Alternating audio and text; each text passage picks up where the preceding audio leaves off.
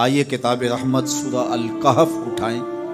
اللہ تعالیٰ نے ایک واقعہ بیان کیا ہے حضرت موسیٰ اور حضرت خضر علیہ السلام کا، کہ حضرت موسیٰ علیہ السلام عزم مصمم کر کے جب چلے تو اللہ فرماتا ہے کہ ہم نے حضرت موسیٰ علیہ السلام کو جس بندے کی نشانی بتائی تھی وہ بندہ ان کو وہاں مل گیا۔ سفید چادر اوڑے حضرت خضر علیہ السلام وہاں لیٹے ہوئے تھے، تو یہ جا کے ان کے پاس کھڑے ہو گئے کہ حضرت میں آپ کی خدمت میں اس لیے آیا ہوں کہ اللہ نے آپ کو جو خصوصی علم عطا کیے ہیں میں ان کو سیکھنے کی غرض سے آپ کی چوکھٹ پہ آیا ہوں۔ کہا تم میرے ساتھ صبر نہیں کر پاؤ گے، معاملے مشکل ہیں، سفر دشوار ہے، منزل کٹھن ہے، اور میرے معاملات ایسے ہیں کہ تم اعتراض کرو گے اس کے بغیر تم رہ نہیں سکتے۔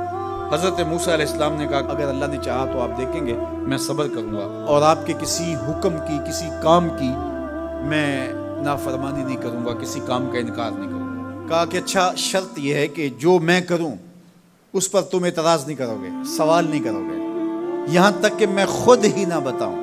تو کہا کہ یہ شرط ٹھہری، میں کوئی بات نہیں کروں گا۔ فانطلقا، دونوں چل پڑے، دریا کے پار جانا تھا۔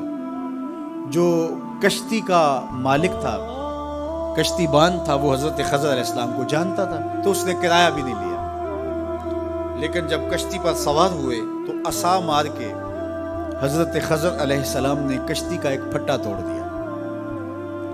تو بے ساختہ حضرت موسیٰ علیہ السلام نے کہا آپ نے پھٹا توڑ دیا، یہ سارے ڈوب جائیں؟ کہا میں نے کہا تھا نا تم میرے کاموں پہ صبر نہیں کر پاؤ گے۔ تو حضرت موسیٰ کو یاد آیا، کہا میں بھول گیا تھا، اس پر مواخذہ نہ کیجیے۔ پھر دونوں چل پڑے۔ بچے کھیل رہے تھے، ایک خوبصورت لڑکا وہ بھی بچوں میں کھیل رہا تھا۔ حضرت خضر آگے بڑھے اور اس کی گردن مروڑ دی، اس کو قتل کر دیا۔ صاحب شریعت تھے حضرت موسیٰ علیہ السلام، نہ رہ سکے، پھر بول پڑے ایک جان کو بغیر کسی جان کے بدلے میں قتل کر دیا، اس نے گوایا کیا تھا ہمارا؟ آپ نے بہت ہی جو ہے وہ غلط کام کیا، یہ کام اچھا نہیں کیا آپ نے۔ کہا میں نے کہا نہیں تھا کہ تم میرے ساتھ صبر نہیں کر پاؤ گے۔ کہا ایک موقع اور دے دیجیے، اب اگر میں نے کوئی اعتراض اٹھایا تو پھر دوبارہ مجھے آپ اپنی صحبت میں نہ رکھیے، عذر تمام ہو جائے گا۔ پھر دونوں چل پڑے، یہاں تک کہ ایک بستی میں دونوں آئے تو آپ نے بستی والوں سے کہا کہ ہم مہمان ہیں، آپ ہماری مہمان نوازی کیجیے، کھانا کھلائیے۔ تو انہوں نے انکار کر دیا، کہا کہ ہم تو آپ کو بلایا نہیں ہے، آپ خود آئے ہیں، آپ اپنے کھانے کا خود انتظام کیجیے۔ گزر رہے تھے گلی سے تو ایک دیوار گرنا چاہ رہی تھی، تو جلدی سے اس دیوار کو مرمت کر دیا۔ کہا حضرت ہم اگر چاہتے تو اس پہ اجر لے سکتے تھے، انہوں نے ہمیں کھانا تک نہیں دیا اور ہم ان کی دیواریں سیدھی کر رہے ہیں۔ کہا اب تمہاری میری جدائی ہو گئی، تم نے یہ بھی اعتراض کر دیا۔ تو انہیں یاد آیا کہ وہ یہ بھی اعتراض ہو گیا، اب میں تمہیں بتاتا ہوں کہ یہ 3 کام میں نے کیوں کیے۔ اللہ اکبر۔ اب سنیے، قرآن ہمیں بتاتا ہے کہ ظاہری علم بھی ہوتا ہے لیکن کوئی باطنی علم بھی ہوتا ہے۔ کہا وہ پہلی بات کشتی والی سنو، یہ 2 مسکین بچوں کی کشتی تھی، ان کے گھر کا چولہا اس کی کمائی سے جلتا تھا۔ دریا کنارے کنارے ایک ظالم بادشاہ رہا تھا جو لوگوں کی کشتیاں چھین رہا تھا، ہم نے تھوڑا سا عیب لگا دیا، وہ ٹوٹی کشتی چھوڑ کے چلا گیا۔ اب وہ تھوڑے سے پیسے لگا کے کشتی مرمت کرا لیں گے، گھر کا چولہا جلتا رہے گا، بتاؤ اچھا کیا یا برا کیا؟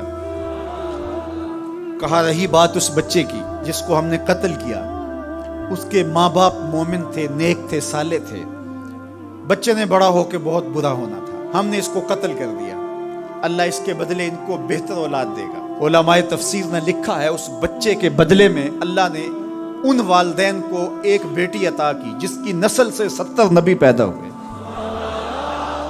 دیوار کی کہانی بھی سن لیجیے، یہ شہر کے 2 یتیم بچوں کی دیوار تھی اور اس کے نیچے ان کا خزانہ تھا اور ان کا باپ بڑا نیک تھا۔ خزانہ دیوار کے نیچے ہے، دیوار گرنا چاہ رہی ہے، کسی معمولی دھکے سے گر جاتی۔ 2 ہی صورتیں تھیں، یا وہ بچے خود اپنا خزانہ اٹھا لیتے یا لوگ اٹھا کے لے جاتے۔ لوگ اٹھا کے لے جاتے پھر بھی ہاتھ میں کچھ نہ آیا، اور اگر وہ خود اٹھا لیتے تو بچے ہیں، بچپنے کی وجہ سے وہ اس کو اڑا دیتے۔ تو ہم نے اس کے اوپر دیوار کھڑی کر دی، جب تک وہ اس قابل نہیں ہو جاتے کہ یہ خزانہ نکال کے اس کو صحیح مصرف پہ لگا سکیں، اتنی دیر تک دیوار گرے گی نہیں۔ اللہ اکبر۔ وہ کسی وجہ سے دیوار قائم رہے گی، اور جب وہ اس عمر کو پہنچ جائیں گے جس عمر میں وہ اس خزانے کو سنبھال سکیں گے تو پھر دیوار خود بخود گر جائے گی اور یہ خزانہ نکال کر کے اپنے کام پہ لے آئیں گے۔ میں جب پہلی مرتبہ اس کو جو ہے وہ غور کے ساتھ تلاوت کیا تو مجھے یہ لگا کہ اس کا انطباق پاکستان کے حالات پہ بھی ہو سکتا ہے، اس لیے کہ یہ بھی یتیموں کا سرمایہ ہے۔ کتنے یتیم روتے بلکتے رہ گئے اور ان کے سر سے جو ہے وہ سائے اٹھ گئے اس وطن کے لیے، لیکن میرے مالک نے اس ملک کے خزانوں پر گہرے پہاڑ اور بڑی بڑی دیواریں کھڑی کر دی ہیں۔ جب تک یہ قوم بلوغت تک نہیں پہنچے گی اتنی دیر تک وہ خزانے ظاہر نہیں ہوں گے، اور جب یہ قوم اپنی بلوغت تک پہنچے گی، شعوری بلوغت، فکری بلوغت، علمی بلوغت، اور رب سے جو وعدہ کیا تھا پاکستان کا مطلب کیا، لا الہ الا اللہ، جب اس بلوغت تک یہ پہنچ جائے گی، اس وعدے کی تکمیل ہوگی، پھر رب دیوار ہٹا دے گا اور پاکستان کو اللہ اتنے خزانے دے گا اور پاکستان ایسا مالا مال ہوگا دنیا دیکھنے آئے گی انشاءاللہ۔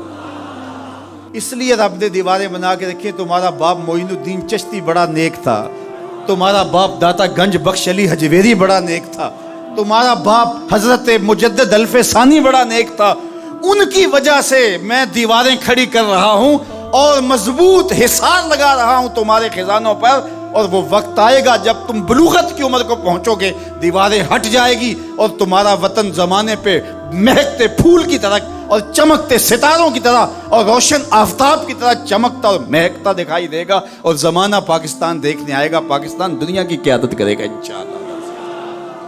تو کہا یہ تعویل ہے ان باتوں کی جو باتیں میرے رب نے مجھے بتائی، اور یہ میں نے اپنی مرضی سے نہیں کہی، اور جو میں نے کیا اپنی مرضی سے نہیں کیا۔ تو یہ باطنی باتیں ہیں، شاید یہ باطنی باتوں کے جوش میں یہ بات بھی میں کر گیا۔ وہ کیا کسی نے کہا تھا کہ بھری محفل میں ایک راز کی بات کہہ دی، بڑا بے ادب ہوں سزا چاہتا۔